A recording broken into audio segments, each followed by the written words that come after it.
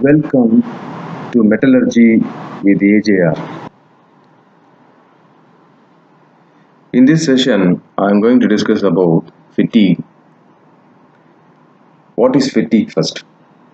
Fatigue is the weakening of a material caused by cyclic loading that results in progressive and localized structural damage and the growth of cracks. Once a fatigue crack has initiated, each loading cycle will grow the crack a small amount, typically producing striations or pitch mark on some parts of the fracture surface. The crack will continue to grow until it reaches a critical size, which occurs when the stress intensity factor of the crack exceeds the fracture toughness of the material, producing rapid propagation and typically complete fracture of the structure.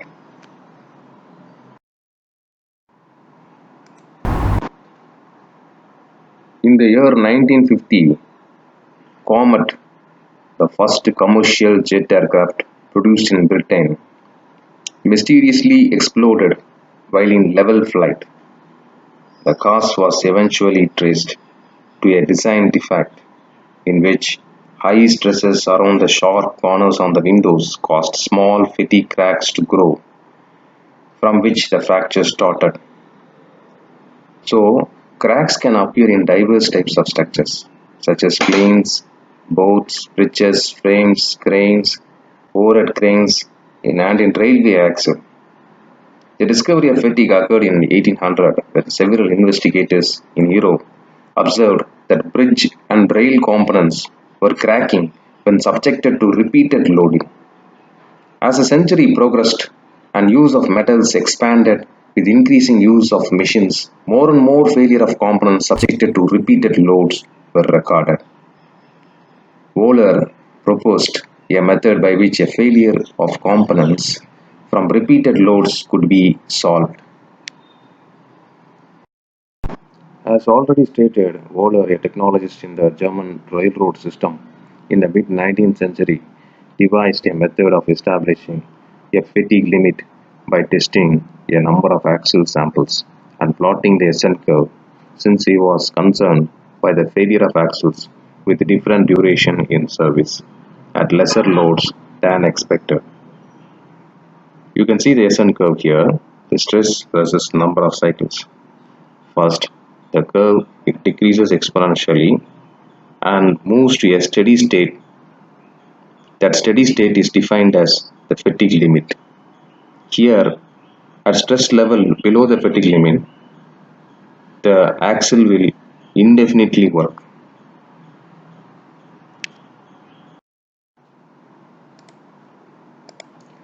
A common method to measure the resistance to fatigue is the rotating beam cantilever test. A weight is suspended from the one end of the tensile specimen as shown in the figure. The specimen initially has a tensile force acting on the top and the bottom surface is compressed. Then when the specimen turns another 90 degrees, the locations that were originally in tension and compression have no stress acting on them. After a half a revolution of 180 degrees, the material that was originally in tension is now in compression. Thus, the stress at any point goes through a complete cycle. From zero stress to maximum tensile stress to zero stress to maximum compressive stress. The maximum stress acting on the specimen is given by this formula: sigma is equal to 10.18 into L into F divided by dq, where sigma is the maximum stress acting on the specimen, F is the load subtended at the lever end, and L is the length of the specimen, and D is the diameter of the specimen. The results of the fatigue test.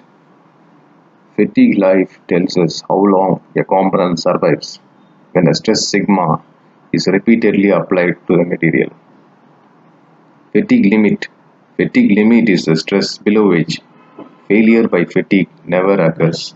is our preferred design criterion. At the fatigue limit, the SN curve becomes horizontal. This is only in the case of steel. In steel, you can see a perfect fatigue limit. It is also called endurance limit. So below this limit, the component can survive an indefinite number of cycles. Fatigue strength.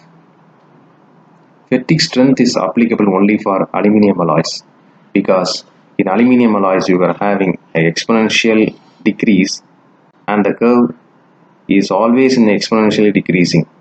So we are arbitrarily fixing a stress at a particular cycle. For example, 20 psi at 10 power 7 cycles.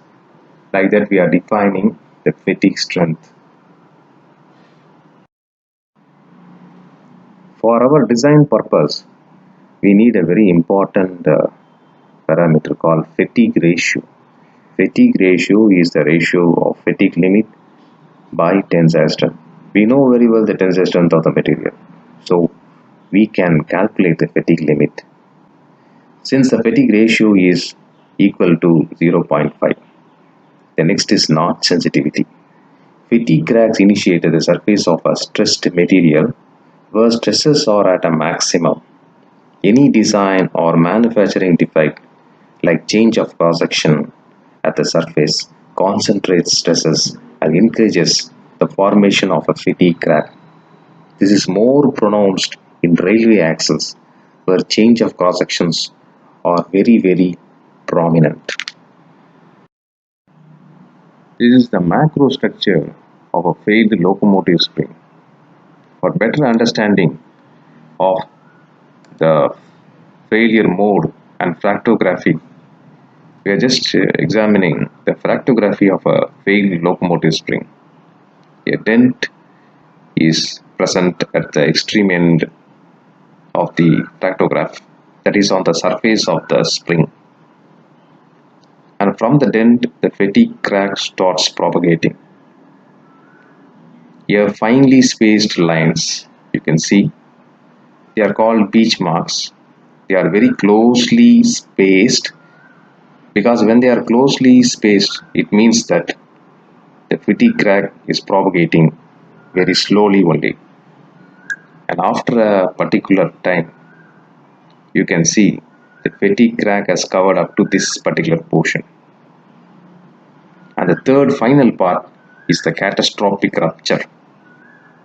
The catastrophic rupture is characterized by the chevron pattern. Fatigue crack propagation. Here dA by dN is the crack growth rate per cycle of loading and delta K is the stress intensity factor at the tip of the crack. The most common form presenting the fatigue crack growth data is a log-log plot of dA by dN versus delta K. Here you can see the fatigue crack propagation. The macro structure is presented in the top portion and here the curve is given. And you can see the fatigue crack as initiated, it slowly starts propagating. Region 1 is the fatigue threshold region where delta K is too low to propagate a crack. This is the fine lines you can see. Fine lines, that is fine striations are seen here. So this is the first region. Second region encompasses data where the rate of crack growth changes roughly linear with a change in stress intensity fluctuation. In region 3, small increase in stress intensity produces a large increase in crack growth rate since the material is nearing the point of unstable fracture. So you can see this is the third part. Third part, a small increase in the stress intensity amplitude produces relatively a large increase in crack growth rate since the material is nearing the point of unstable fracture. How to improve the fatigue life of a component? Surface hardening like carburization and nitrating process, where the component is exposed to a carbon or nitrogen rich atmosphere at high temperature. This layer is usually 1 mm deep and harder than the coarse material. The another method is short peening. Short peening is you are introducing residual compressive stresses. Here the surface is plastically deformed by repeated impingement of hardened steel balls. Geometrical changes such as notches create a stress raiser, so this must be completely avoided.